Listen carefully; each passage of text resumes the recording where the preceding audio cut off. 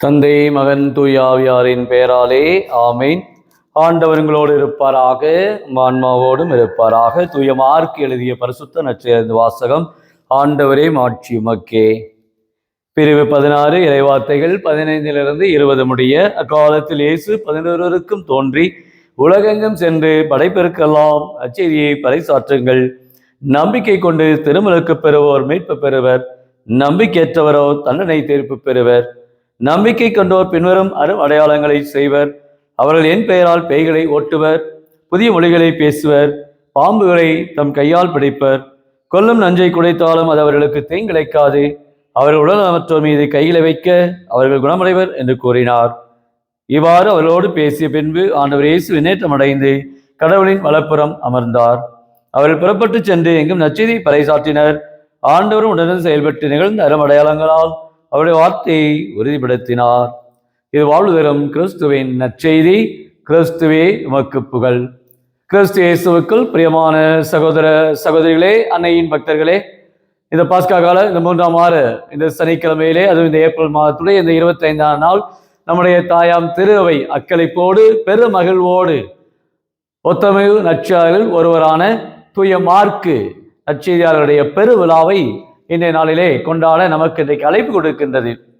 இந்த மார்க்கு நற்செய்தியாளருடைய பெயர் John mark என்று இவர் அழைக்கப்படுகின்றார்.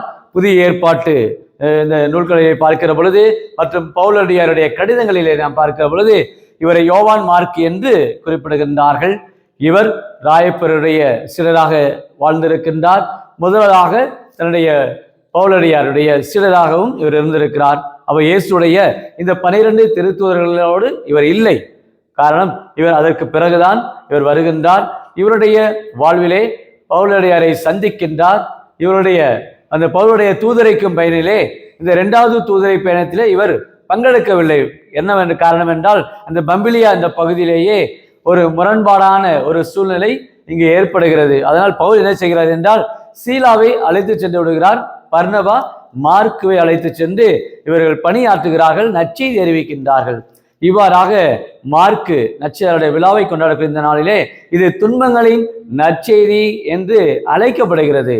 ஆக இந்த 4 நற்செய்தி நூல்களுமே இந்த நற்செய்தி தான், மார்க்கு நற்செய்தி தான் முதல் முறையாக எழுதப்பட்டது.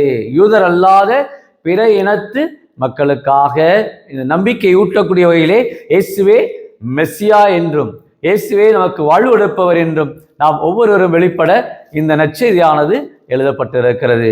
ஆக தூய மார்க்கு பவுலுடைய சிலராக பிலமோனுக்கு எழுதிய அந்த கடிதத்திலும் பார்க்கிறோம். அதுபோல இன்றைய முதல் வாசகத்திலே ராயப்பர் அருமையாக சொல்லுகின்றார், உங்களைப் போலவே தேர்ந்து கொள்ளப்பட்ட பாபிலோன் சபையாரும் என் மகன் மார்க்கும் உங்களுக்கு வாழ்த்து கூறுகிறது என்று ராயப்பர் இந்த மார்க்குவை தன்னுடைய மகனாக பார்க்கின்றார். பாருங்கள், இதுதான் ஒவ்வொரு பணியாளருமே தங்களுடைய வாழ்க்கையிலே வரக்கூடிய இந்த பல்வேறு விதமான இந்த நற்செய்தி தூதருக்கின்ற பணியில் இருப்பவர் அனைவருமே தங்களுடைய குடும்பமாக, தங்களுடைய பிள்ளைகளாக பார்க்கக்கூடிய ஒரு மனநிலை.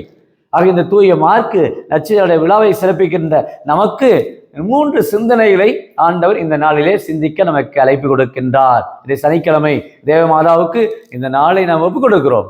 அந்த 3 சிந்தனைகள், ஒன்று, தாழ்ச்சியோடு இருங்கள் என்று சொல்கின்றார். உங்களுடைய வாழ்விலே மார்க்க போன்று தாழ்ச்சி நிறைந்த ஒரு பணியாளராக மிக மன தாழ்மையோடு இருங்கள் என்று சொல்கின்றார். நம்ம ஒவ்வொருடைய வாழ்விலும் அந்த தாழ்ச்சி இருந்தால்தான் அனைத்து புண்ணியங்களையும் நாம் பெற முடியும். இதைத்தான் தூய அவிலா தெரசம்மாள் இந்த தாழ்ச்சி என்ற புண்ணியம்தான் மற்ற புண்ணியங்களுக்கெல்லாம் ஒரு தலைப்பேரான ஒரு பிரதானமான ஒரு புண்ணியம் என்று இந்த தாழ்ச்சியை தான் அவர்கள் குறிப்பிடுகின்றார்கள். அதைத்தான் தூய மார்க்குடைய வாழ்வில் என்ன பார்க்கிறோம். அப்படிப்பட்ட ஒரு அன்பு நிறைந்த ஒரு பணியாளர், இயேசுடைய அன்பு சீடர், தாழ்ச்சியோடு வாழ்ந்தவர்.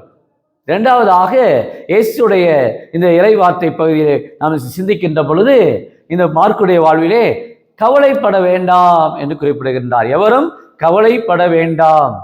ஆக நம்முடைய வாழ்க்கையில பல கவலைகள், இன்றைக்கு குடும்பத்திலே, இன்றைக்கு வேலைகளுக்காக, இந்த குடும்பத்தில் இருக்கிற அலுவலர்களுக்காக, இன்றைக்கு குடும்பத்தில் இருக்கிற பல்வேறு நோய்களை பற்றி, குடும்பத்தில் இருக்கிற ஏமாற்றங்களை பற்றி, குடும்பத்தில் இருக்கிற பல பிரச்சனைகளை பற்றி இன்றைக்கு கவலைக்குள்ளாக்கப்படுகிறோம். அந்த என்ன சொல்கின்றார், காரணம் அவர் உங்கள் மேல் கவலை கொண்டுள்ளார். நீங்கள் எவரும் கவலைப்பட வேண்டாம். உங்கள் ஆண்டவர் உங்கள் மேல் அக்கறை கொண்டுள்ளார், உங்கள் மேல் அன்பு கொண்டுள்ளார். ஆகவே அவர் உங்கள் மேல் கவலை கொண்டுள்ளார், நீங்கள் கவலைப்பட வேண்டாம் என்று குறிப்பிடுகிறார். ஆக அந்த அளவுக்கு ராயப்பருடைய இந்த ஒரு செய்தியிலிருந்து தான் இந்த தூய மார்க்கு தன்னுடைய வாழ்வை ஆண்டவருடைய கரங்களிலே ஒப்புக் கொடுத்திருக்கின்றார். அருமையான இந்த நற்செய்தியை நமக்கு எழுதி கொடுத்திருக்கின்றார். அந்த அளவுக்கு பிற இனத்து மக்கள் கிறிஸ்துவை நம்பி வாழ்வு பெற வேண்டும் என்பதற்காக கொடுத்திருக்கின்றார். மூன்றாவது நாம் சிந்தனையாக பார்க்கிற பொழுது விழிப்பாக இருங்கள் என்று சொல்கிறார். இது நற்செய்தி முழுமையை நாம் பார்க்கிறோம். விழிப்பாக இருங்கள், ஆயத்தமாக இருங்கள். நாம் ஒவ்வொரு நாளும் நாம் சோர்ந்து விட வேண்டாம். மிகுந்த பொறுப்புணர்வோடும் மிகுந்த நம்பிக்கையோடும் ஆண்டவரை வரவேற்கக்கூடியவர்களாக இருக்க வேண்டும் என்று இந்த நற்செய்தியை ஏறக்குறைய கிபி 60ஆம் ஆண்டு அந்த துன்புறும் கிறிஸ்தவர்களுக்கு நம்பிக்கை கூட்டவையிலே இந்த நற்செய்தியை மார்க் எழுதுகின்றார். ஆக அந்த அளவுக்கு திருத்தூதருடைய பணியிலும் பல பணிகளையும் சிறப்பாக ஆற்றியிருக்கின்றார். கடவுளுக்கு ஒரு நம்பிக்கைக்குரியவராக வாழ்ந்திருக்கின்றார். அத்தகைய ஒரு புனித மார்க்குடைய நற்செய்தியாளருடைய விழாவை சிறப்பிக்கிற நம்முடைய நாளிலே இன்றைக்கு நாம் எப்படி நற்செய்தி அறிவிக்கின்றோம்? அதான் நற்செய்தியை பார்க்கிறோம். உலகெங்கும் சென்று படைப்பிற்கெல்லாம் நற்செய்தி என்று சொன்னார். ஆக இந்த 2024ஆம் ஆண்டு தூய அசிசியாருடைய அமைதி நிறைந்த ஆண்டாக அசிசியார் அந்த படைப்புகளுக்கு, உயிரினங்களுக்கு, விலங்குகளுக்கு நற்செய்தி அறிவித்தார். தூய அந்தோனியாருடைய வாழ்க்கையிலும் பார்க்கிறோம். அவரும் கடற்கரையிலே இருக்கிற மீன்களுக்கெல்லாம் போதித்து இருக்கின்றார். இவ்வாறாக படைப்புகளே ஆண்டவரை போற்றுங்கள். திருப்பாடல் 8வது பாடல், ஆண்டவரே உமது பெயர் உலகெங்கும் எவ்வளவோ வியப்புக்குரியது என்று சொல்லக்கூடிய அளவுக்கு படைப்புகளை இன்றைக்கு போற்றக்கூடியவர்களாக நாம் இருக்க வேண்டும். இயற்கையை இன்றைக்கு நேசிக்கூடியவர்களாக இன்றைக்கு நாம் வாழ வேண்டும். அதை ஆண்டவர் இந்த நாளிலே நமக்கு சொல்லுகின்றார். அப்பத்தே ஒரு பண்புகளோடு நற்செய்தியை அறிவிக்க புதுமைகள், அருங்குறிகள், அற்புதங்கள், அரும் அடையாளங்களை நாம் ஒவ்வொருவருமே நிறைவேற்றுவதற்கும் ஆண்டவர் அழைக்கின்றார். அத்தை ஒரு பணியாளராக நாம் இருக்க வேண்டும். பணியாளர் என்பது ஏதோ வெறும் ஜெபம் செய்வராக மட்டுமல்ல, மாறாக புதுமைகள், அரும் அடையாளங்கள், அற்புதங்களை நிறுத்தக்கூடிய ஒரு வல்லமையாக இருக்க வேண்டும். ஒரு மணி திருப்பலை நிறைவேற்றி முடித்த பிறகு ஒரு வயதானவர், 80 வயதானவர் என்னிடத்தில் வந்து சொன்னார், ஃபாதர் இப்பெல்லாம் இந்த பீடத்துல குருக்கள் பணியாற்றுகிறார்கள், பீடத்துல திருப்பலி ஒப்புக் கொடுக்கிறார்கள், பவர் இல்லை ஃபாதர். எனக்கு புரியலை, என்னடா பவர் இல்லை என்று சொல்லுகிறார், என்ன பவர் இல்லை என்று கேட்டேன். அதாவது குருக்கள் ஒப்புக் கொடுக்கின்ற இந்த பலிப்பீடத்திலே அவர்கள் வேண்டுகிறார்கள், ஆனால் அந்த ஒரு எழுச்சியூட்டக்கூடிய ஒரு வல்லமை தாங்கக்கூடிய ஒரு பவர் இன்றைக்கு இல்லை என்று சொன்னார்.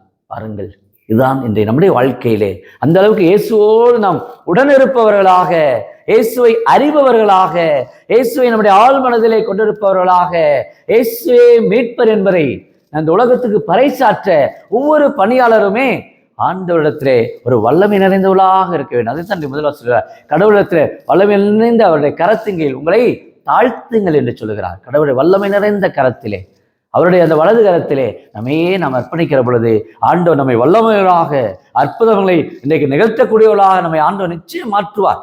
அப்போ அவரோடு கொண்டிருக்கிற அந்த உடனிருப்பு, அவரோடு கொண்டிருக்கிற அந்த ஐக்கியம், இயேசுவோடு பயணிக்கின்றவர்களாக, இயேசுவை அறிபவர்களாக, இயேசுடைய சாட்சிகளாக நாம் எல்லோருமே இந்த நற்செய்தி விழா பெருவிழாவை கொண்டாடக்கூடிய இந்த மார்க்கு நற்செய்தியாளர்கள், நற்செய்தி பணியாளர்கள் எவ்வளவு இன்னல்கள் பார்க்கிறோம். வட இந்தியாவிலே பல்வேறு இடங்களிலே நற்செய்தி பணியாளர்களுக்கு கிடைக்கக்கூடிய அநீதிகள், ஆலயங்கள் இடிக்கப்படுகிறது, நற்செய்தி பணியாளருடைய வாழ்க்கை சுக்குநூறாக்கப்படுகிறது.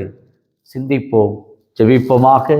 அன்பின் பரலோக பிதாவே, அப்பா இயேசுவே, தூய மார்க்கு நற்செய்தியாளர் விழாவிலே நாங்கள் துன்பங்களை சந்திக்க எங்களுக்கு மன துணிவை தாரும், மன ஆற்றலை தாரும், இறை நம்பிக்கையை தாரும். எவ்வாறு துணிவோடு தூய மார்க்கு நற்செய்தியிலே பவுலடியாருடைய பணியிலே, அவருடைய அந்த கடிதங்களிலே, அத்தனை பணிகளிலுமே உடனிருந்து அந்நாளுமே உமக்கு ஊழியராக, உம்முடைய வாழ்வை அறிந்தவராக அருமையான நற்செய்தியை எழுதி கொடுத்து எல்லா மக்களுமே உம்மை நம்பி அவர்களுடைய அளவிலே வாழ வேண்டும் என்று அருமையான கருத்துக்களை ஏதோ இந்த மார்க்கு நற்செய்தியிலே கொடுத்திருக்கிறார். அப்படி ஒரு இந்த பணியாளருடைய இந்த திருநாளிலே உம்மை போற்றுகிறோம், உம்மை போலுகிறோம், உம்மை ஆராதிக்கின்றோம். இந்த சனிக்கிழமை தேவமாதாவுக்கு நாங்கள் இந்த நாளை ஒப்புக் கொடுக்கின்றோம். நாங்கள் ஒவ்வொருவருமே நம்முடைய அன்பு பணியாளர்கள் நற்செய்தியை பறைசாற்ற, நற்செய்தியை கடைபிடிக்க, நற்செய்தியாக நாங்களே மாறுவதற்கு எங்களுக்கு தேவையான அருளுதவி, பொருளுதவி, குடும்ப சமாதானம், நிச்சயமாக உம்முடைய அன்பு பாதுகாப்பு, கலங்கவே வேண்டாம், நான் உங்களோடு இருக்கிறேன் நம்முடைய வாக்கு தத்தம் எல்லா நாளுமே இந்த உலகம் முடியும் வரை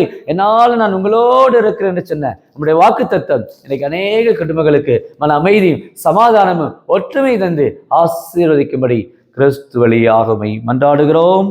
ஆமீன்.